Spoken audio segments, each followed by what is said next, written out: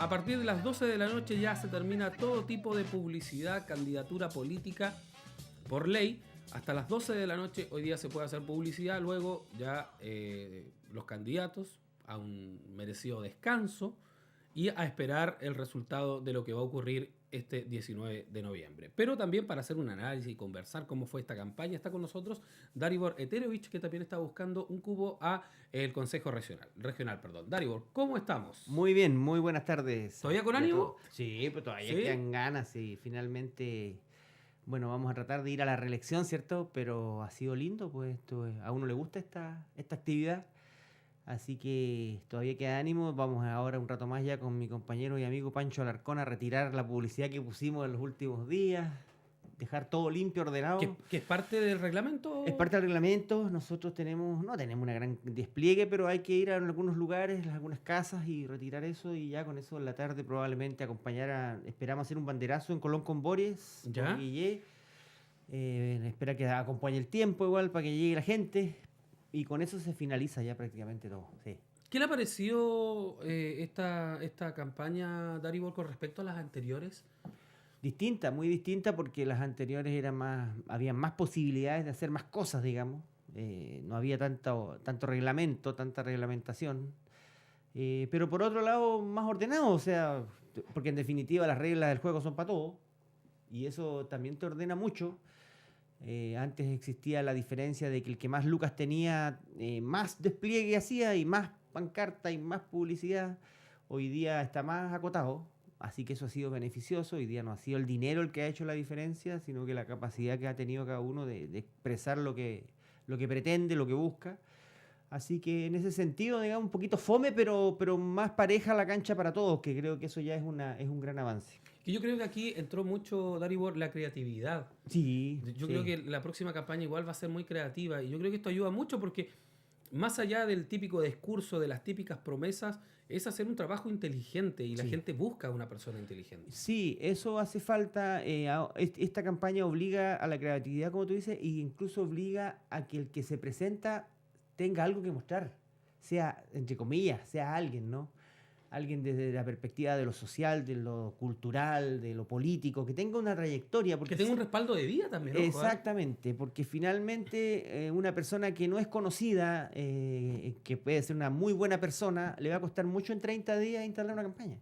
En cambio, si estamos hablando de alguien que viene del mundo del deporte, por decir algo, y plantea que su campaña va por ese lado, o que viene de una trayectoria política anterior, la gente sabe de quién se está hablando y busca entonces ahí las diferencias, si apoya o no, pero yo creo que también va a levantar un poco el nivel de los candidatos, o sea, en términos de en el futuro de que ya no va a tener ningún sentido estar apoyado solo por tu familia, digamos.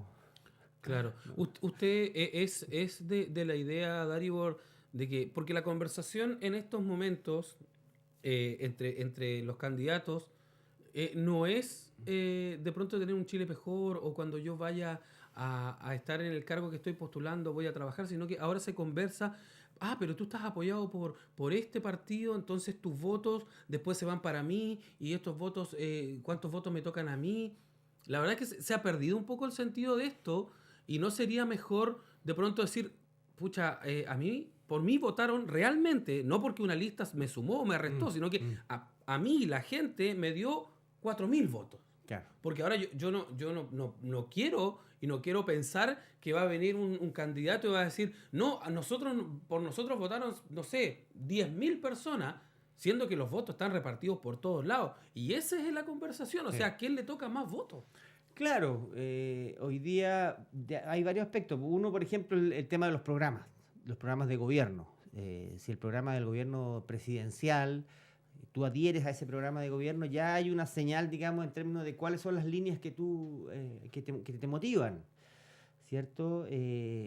Si lo mismo pasa, digamos, en el caso de los diputados y de los consejeros, digamos, si adhieren a determinada candidatura a la presidencia, como en el caso mío a Guillé, claramente esa es la línea que uno va a seguir en más, digamos. Entonces, tiene que ver un poco con eso, tiene que ver con ser claros en términos de decir, mira, yo pertenezco a un partido, mi partido es el Partido Comunista, y nuestra postura y nuestro programa incluso propio de partido es el siguiente. y eso tú lo puedes ver en la página web. Eso, o sea, hay una transparencia, hay una fórmula para descubrir o saber quién es. Es distinto cuando una persona dice, no, yo soy independiente y hablo, incluso soy candidato, pero que hablo en contra de los políticos, hablo en contra de la política y siendo candidato. Es una cosa muy rara, digamos, porque uno entiende que alguien quiera entrar a la política para mejorarla, para poner nuevas ideas, pero es político. Entonces, claro, no para denostar. Claro, entonces se está jugando hoy día con una cierta suerte de confusión, de poco menos que hay gente que es candidata pero que no es político. Y eso es falso. El tema es siempre esencialmente político. Después tienes otro ámbito que es, por ejemplo, de quienes vamos a la reelección. En cualquier cargo, en el caso de los diputados tenemos a la reelección hoy día, en el CORE, yo en el caso mío. Ahí hay un antecedente anterior, pues. ¿Cómo lo hizo este señor los últimos 3,5 años? Por más que yo los últimos 30 días le quiera vender la pescada, como se dice vulgarmente, o vender todas las ayuyas al vecino, él va a saber si yo los últimos 3 años y medio hice algo, no hice nada, abrí la boca, cuál fue mi comportamiento o mi forma de votar en determinadas situaciones. Todo eso se puede evaluar hoy día a través de las redes, a través de los medios de comunicación. Entonces igual hay aspectos ahí que son más potentes que estos 30 días, como te digo yo, donde seguramente algunos aparecen diciendo cualquier cosa, digamos. Pero en rigor, veamos para atrás. Incluso en la vida personal, en la vida privada, uno, si es candidato, se expone a que se la revisen. Por supuesto. Y el vecino perfectamente puede decir, ¿sabes qué más? Este señor una vez hizo una cosa fea, yo no voy a votar por él, por ejemplo. Entonces son cosas que hoy día no se deben perder de vista. Y es más fácil con el nivel de conectividad que tenemos, de comunicaciones, de saber, de conocer. Incluso googleando ya tú sabes mucho de las personas. Así que eso, o sea, no hay que tampoco pensar que todo lo que se dice en campaña es cierto, porque no es cierto. Nadie encanta a nadie en un par de días, digamos. Esos aparecidos o que van a cambiar la política o el mundo, o la propuesta de proyectos de ley, por ejemplo, como si a nadie nunca antes se le hubiese ocurrido o nadie pensó en eso antes. Eso no es cierto. Si aquí hay gente que ha pensado muchos aspectos y hay trabas, hay imposibilidades, inhabilidades, hay una serie de cosas que impiden, digamos, que se pudo haber hecho antes. Entonces, muchas veces también tendemos a poco menos que a creer que alguien que vino con 2 o 3 buenas ideas es porque a nadie se le había ocurrido. Eso no es cierto. Ahora, Darío, en el caso hipotético que usted vuelva a salir reelecto a CORE, ¿en la próxima elección se volvería a presentar o ya dejaría el puesto a otra persona? Buena pregunta, pues, o sea, 4 años más, incluso la posibilidad de postular a otra cosa. También salir claro, probablemente no a CORE, digamos, evaluar la posibilidad de una candidatura a otro tema. Eso tiene mucho que ver con las conversaciones que tengamos en estos años en materia de política, digamos, de acuerdos, de las mismas coaliciones. Yo nunca he pensado que uno va a ir solo a ninguna parte. Yo soy parte de un partido y ese partido de una coalición. Si nosotros llegamos a tener un acuerdo en un momento dado para levantar una candidatura a otro tipo de cargo de elección popular, claro que va a estar disponible. Pero eso lo veremos más adelante y si se dan las condiciones, como te digo. Y si perdemos ahora, no me voy para la casa tampoco. Yo soy un comunista y seré toda la vida y trabajaré desde otro ámbito, digamos.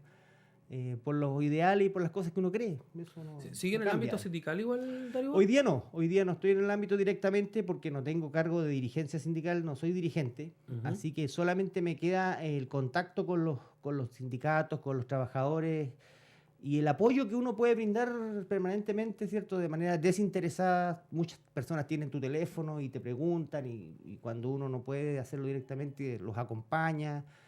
Y resolvemos algunos problemas del mundo del trabajo hoy día siempre con la mejor voluntad, digamos, como te digo, sin cobrar un peso, porque también creemos que es nuestra responsabilidad. Hemos aprendido algo en este camino sindical y eso tiene que estar al servicio de los que necesitamos. ¿Cómo está el sistema sindical ahora, Darío? Acá en Magallanes es bastante complicado. Complejo, decaído, como en todo Chile. Acá siempre tenemos un puntito, 2 puntitos más de sindicalización que el resto del país. Debe estar hoy día en un 16, 17% el nivel. Es bajo y a su vez hay sectores empresariales que se resisten mucho a la formación de sindicatos. ¿Sigue las listas negras? Sigue. sigue combatiéndose, se despide trabajadores que forman el sindicato de manera de bajar el quórum, y tú con menos de 25 ya, con 24 trabajadores, digamos, ya el sindicato no funciona. Entonces, hemos tenido casos de empresarios que han despedido a 1 o 2 trabajadores justamente para eso, solamente para terminar con el sindicato. Que un empleador se entere que se está gestando un sindicato en su empresa le genera problemas. Y al revés, pues cuando los sindicatos se instalan, las relaciones entre el empleador y los trabajadores cambian, y cambian para bien, siempre. Siempre hay un buen diálogo, el empleador sabe con quién tiene que conversar, los trabajadores entienden siempre cuando se les explica que la cosa está complicada, que no hay lucas, y también los trabajadores entienden que cuando la empresa va bien es justo pedir un poco más, mejorar las remuneraciones. Todo se hace conversando, dialogando. Tú no ves que no hay huelgas todos los días, eso no es cierto. La huelga es un tema, una herramienta de última instancia. Y digámoslo así, hay huelgas de grandes holding, de empresas gigantes que no aparecen en los medios de comunicación nacionales. Eso es común. Lo vemos en las redes sociales, porque si no fuera por las redes sociales, no veríamos quizás este paro que hizo el líder en algún tiempo. Sodimac, que estuvo cerrado bastante tiempo, pero Casino. tampoco salió a nivel nacional. Entonces, ahí se puede decir que hay una intervención de las empresas, Darío, bastante importante, y también influyen en nuestro país. Influyen, y el peor empleador siempre está en función de las grandes empresas, de estos grandes holdings, del retail, de las cadenas nacionales. Las farmacias permanentemente están con conflictos, las cadenas de farmacia, el Sodimac. Porque además al interior de estas cadenas existen los famosos multiroot, donde ni siquiera todos los trabajadores pertenecen a la misma empresa. Bueno, supuestamente esto por ley ya no existe ya. Existe, ¿no? Si existe el multiroot como figura tributaria en rigor. Puede haber un root que se dedica a reponer en el supermercado, otro root de las cajeras, otro root de la panadería. Eso existe todavía. Lo que existe, la modificación legal dice relación con que ahora el empleador está obligado a negociar con todos ellos al mismo tiempo. Porque pertenecen a la misma empresa. Claro. Entonces se puede obligar si se determina que esos roots pertenecen al mismo dueño, de un mismo capital. Que normalmente es así, o sea, el dueño genera pequeñas empresas distintas, pero son todas del mismo propietario. Entonces los trabajadores pueden negociar con ese único dueño, aunque tenga muchos roots. Y eso se hace a través de la Inspección del Trabajo, y hoy día está instalado como tal, digamos. Ha habido momentos en que la justicia ha debido determinar si efectivamente los RUT corresponden a un dueño, y cuando la justicia dice sí, son todos del mismo señor, listo, negocie. Y tiene que negociar con todos a la vez. Eso le ha dado un poquito más de fuerza a los trabajadores. Pero claramente esas grandes instancias como Walmart, que es dueño del líder, ¿cierto? Que es una empresa norteamericana finalmente. O sea, tú dices, bueno, ¿y con quién conversamos? Tú no vas a conversar nunca con el dueño. No, imposible. Imposible.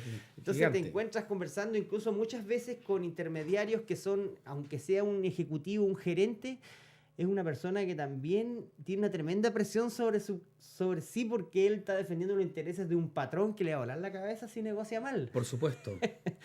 Es un mundo muy, muy cruel muchas veces, muy duro, y que uno tiene que entenderlo cuando es dirigente, porque finalmente también es un trabajador ese que está a cargo de la negociación. O sea, no es tampoco el dueño. Y cuando no es el dueño, uno tiene que tener ciertas consideraciones. Eso los trabajadores también lo entienden. El trabajador, como te digo, yo he visto negociaciones donde tocaba negociar por tiempo, digamos, porque se cumplía la fecha, y los trabajadores han dicho, jefe, no vamos a negociar este año con usted porque sabemos que la empresa está pasando por un mal momento. Nosotros nos conformamos con mantener la pega, y con que si un año más las cosas mejoran, 6 meses más, nos sentamos a conversar. Ni un problema. Y eso ocurrió en empresas grandes. Entonces, existe eso. Si el trabajador no es un... ¿Es el mito? No es un desquiciado. ¿Es el mito, Daribor, o simplemente los empresarios no quieren entregar más de lo que debieran? O sea, de lo justo que se necesita, que digámoslo, es pagar el mínimo, que el mínimo, yo digo que desde el año 90 que ingresó la democracia, el sueldo mínimo ha subido muy poco, muy poco, a medida que la vida creciendo. Digamos, en Magallanes, un arriendo por la casa, perdón la expresión, pero la casa más rasca, más fea, sale 180,000 pesos, 250,000 pesos. Exacto. ¿Y cómo vive en Magallanes una persona con 250.000 pesos como sueldo mínimo? Imposible. La única fórmula es que en esa casa todos trabajan, incluido el hijo que ya está cerca de los 18, también. Para poder juntar 600, 700, 800 mil pesos y poder tener una vida medianamente digna. Pero a su forma y de eso ver... genera otros problemas, porque todos trabajan. Claro, a su forma de ver, Darío, bueno, no arrancamos el tema, pero también Sí. yo creo que es importante. ¿A qué se debe esto que el sueldo mínimo siempre se suba tan ínfimamente, tan poco, si la realidad de Chile es otra? O sea, no estamos, yo no sé, las personas que hacen este cálculo del sueldo mínimo, ellos viven en otro país, viven en otra realidad, no lo sabemos, porque aún así, por más que el país crezca, los sueldos siguen siendo miserables. Tiene que ver con las presiones que existen porque el sueldo mínimo se aprueba en el Parlamento. Y bueno, tú viste todo el escándalo que se produjo con esta relación entre dinero y política que se va descubriendo con las boletas. Pero eso tiene, entre otras implicancias, que sectores empresariales presionan a los parlamentarios que financiaron, porque son sectores que efectivamente pagan el mínimo. No, si tú lo piensas en Magallanes, nosotros yo tengo mentalmente una lista de empresarios regionales magallánicos que pagan bien, que tratan bien a su gente. En algunos casos que no tienen sindicato y negocian todos los años informalmente y la gente cuida esa pega porque son bien tratados.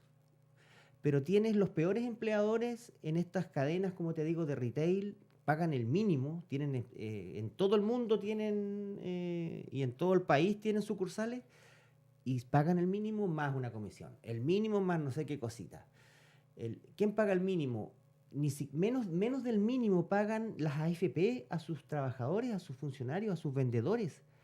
Yo he visto liquidaciones de sueldo de trabajadores de AFP que ganan 100 lucas más comisiones. Es una aberración. Claro, las comisiones pueden llegar ganar el sueldo mínimo más la comisión. Entonces, hay triquiñuelas para eso. Y esos son los grandes poderes que hoy día han financiado parlamentarios y le han dicho, no, el mínimo no puede subir más de 3 lucas, más de 5 lucas, a ese nivel. Entonces, es todo, por eso es que todo tiene que ver con todo. Cuando tú votas y votas mal, por decirlo de alguna forma, y te equivocas en el voto, estás votando por gente que finalmente defiende los intereses de los empresarios. Y eso es grave, eso es gravísimo porque trae consecuencias a la larga y a la corta también. Entonces, el mundo del trabajo se relaciona directamente con la política. Mal los que dicen que no hay que politizar la sindicalización, los sindicatos. Mal porque finalmente el tema es político. Uno no va al sindicato a hablar de política, pero cada trabajador y cada dirigente tiene que tener en su fuero interno una posición política. Que no lo anda diciendo es otra cosa, pero tiene que tenerla. Porque si no tienes una posición política, entonces, ¿cómo te planteas ante tu jefe? ¿Cómo defiendes tus intereses si no eres de la clase o eres del lado del empresariador o eres de la clase trabajadora? Pero no puedes ser ambiguo. Es complejo. Nunca quedas mal con nadie, una cosa así. Entonces, en ese caso, claro, y también existen lamentablemente, y son los amigos que le van a decir, jefe, se quiere formar un sindicato. Jefe, se están reuniendo en la cocina. Existen, lamentablemente, y eso hay que combatirlo. Entonces, lo que se busca es organización, ese es el tema principal. Magallanes, como te digo, siempre es un poquito mejor que en el resto del país, pero todavía falta mucho. Y entre otras cosas porque hay una gran cantidad de empleo informal, donde tú no tienes derecho a sindicalización, donde no hay contratos, donde no hay leyes sociales, donde esa persona se las arregla sola, ya sea porque tiene un trabajo independiente, vende algo, fabrica y vende, o simplemente porque prefiere trabajar a la negra, que no le coticen porque le quedan un luquitas más para el bolsillo. Y eso es muy común. Entonces tú tienes más de la mitad de los trabajadores de Chile hoy día que están en todo el país, más de la mitad no tiene contrato por distintas razones. Y no están imponiendo. No están imponiendo, malamente podrían tener un sindicato, no se organizan, son individuos que están convencidos que se las van a tener, que se las arreglan solo y que no hay problema con eso. Y están equivocados. Hay un problema de asociarse con otros, de juntarse, que nos pena hoy día y se refleja incluso en el hecho de no ir a votar. O sea, ¿para qué? Dices, si yo igual tengo que seguir trabajando el lunes. Obvio, ningún candidato te va a proponer que el lunes no vayas a trabajar porque Claro. ganó él. Puede proponer bajar las horas de trabajo. Claro, puede proponer Qué eso, lindo sería eso. puede comprometerse públicamente a un reajuste superior del sueldo mínimo. Otros pueden decir voy a echar a 20.000 del sector público y son sinceros y lo dicen. Y bueno, y esa es su fórmula para resolver temas. Cada uno ve cómo ordena la casa. Claro, pero por otro lado, uno tiene que tener conciencia que si no eres tú uno de los 20.000, puede ser tu familiar, tu vecino, tu amigo. Y eso no es la solución a los problemas. La verdad es que no. Vamos a despedir más de 280 trabajadores, 160 trabajadores en la Corporación Municipal de Punta Arenas a partir del próximo año. Ya está aprobado. Son 260 familias que van a quedar sin ingreso a partir de enero. Feliz Navidad y Año Nuevo les está anticipando el alcalde de Punta Arenas. Esa es la fórmula para resolver el problema de la Cormupa. Eso no había ocurrido en administraciones anteriores. Entonces, es la mirada de la derecha para resolver problemas. Y hay gente que vota por ellos, trabajadores. Entonces, hay cosas que todavía no tienen explicación desde mi punto de vista. Daribor, número de lista. F133, 133. Bueno, yo creo que esta va a ser su última intervención Sí, aquí en nuestro... Y en general, los medios, yo quisiera agradecer a Radio Polar y por sus micrófonos a todos los medios locales que nos han dado la cobertura necesaria. La verdad es que yo siempre relevo el rol de los medios de comunicación regionales y siempre lo digo, en los momentos complejos, cuando tenemos crisis, cuando nos enojamos los magallánicos, cuando protestamos, cuando necesitamos que se sepa una injusticia, los medios locales son los que levantan la voz. No vienen las grandes cadenas de televisión ni los medios de Santiago a preocuparse de nosotros, así que gracias por todo. Excepto que ya esté la tendala. Y no les queda otra que Claro. sumarse. Daribor, las cámaras de Polar Comunicaciones son suyas en esta última intervención. ¿Por qué la gente puede votar o tiene que votar por Daribor Eterovich? Bueno, tiene que votar por el F133 o puede votar por el F133 simplemente porque usted me conoce, porque hay una trayectoria que no se limita solo a estos últimos 3 años y medio de consejero regional. También hay un trabajo previo en el mundo sindical, en el mundo social, en la movilización del gas. Nos vimos muy seguido con el tema, ¿cierto?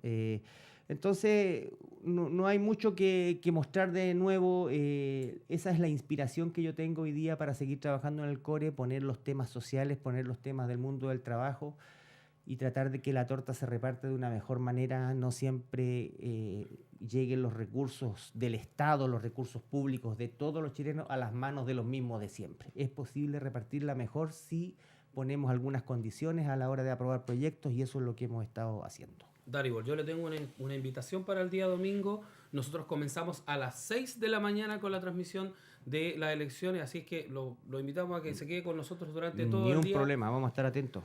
Usted sabe que siempre Polar Comunicación ha sido líder en la transmisión de elecciones y siempre tratamos de hacer este mejor trabajo, de entregar la mejor información más veraz y más oportuna, así que invitado a ver nuestra transmisión, Daribor. Muchas gracias por estar Gracias, con mi nosotros. hijo, muy amable. Que esté muy bien y mucha suerte el domingo. Gracias. Hablamos. Nosotros nos vamos a una pausa comercial y ya estamos de regreso en esta tarde lluviosa aquí en Nunca es Tarde.